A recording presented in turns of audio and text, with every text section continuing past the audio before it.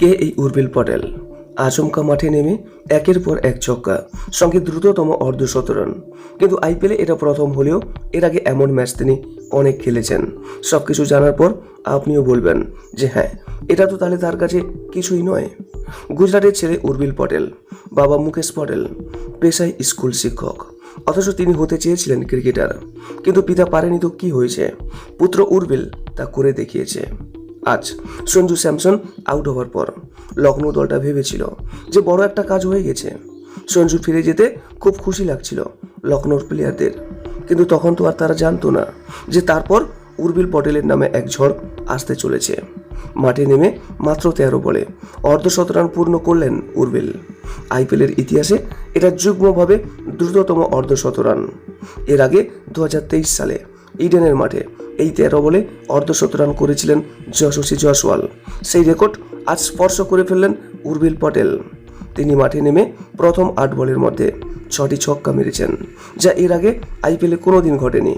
প্রথম 8 বলে 41 রান করে ফেলেছিলেন, কিন্তু বাকি 9 রান করতে 5 বল সময় নিয়ে ফেলেছেন।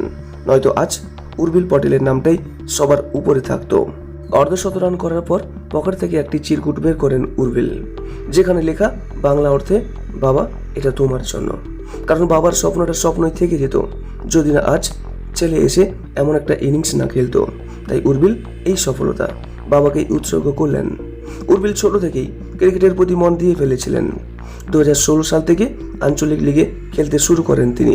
2024 সালে গুজরাটের হয়ে প্রথম শ্রেণীর ক্রিকেটে অভিষেক হয় তার, সৈয়দ মুশতাক আলী ট্রফিতে। ত্রিপুরার বিরুদ্ধে মাত্র 28 বলে 100 রান করেন উর্বিল। ভারতের ঘরোয়া ক্রিকেটে এটাই সবচেয়ে কম বলে 100 রানের রেকর্ড। শুধু এটাই নয়, সেই বছর উত্তরাখণ্ডের বিরুদ্ধেও 36 বলে 100 রান করেন, এবং তারপর আবার 31 বলে 100 রানের একটি রেকর্ডও রয়েছে তার।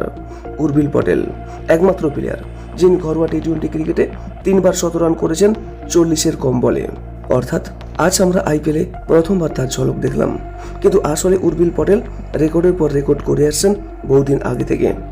আর আজ তার খেলা দেখে আপনার কেমন লাগলো? অবশ্যই আপনার একটি মূল্যবান মন্তব্য জানাতে ভুলবেন না, এবং ভিডিওটি ভালো লাগলে একটা লাইক করবেন, এবং নিয়মিত এরকম আপডেট পেতে আমাদের এই চ্যানেলটিকে অবশ্যই সাবস্ক্রাইব করে রাখবেন। সর্বদা সুস্থ থাকবেন, ভালো থাকবেন। নমস্কার।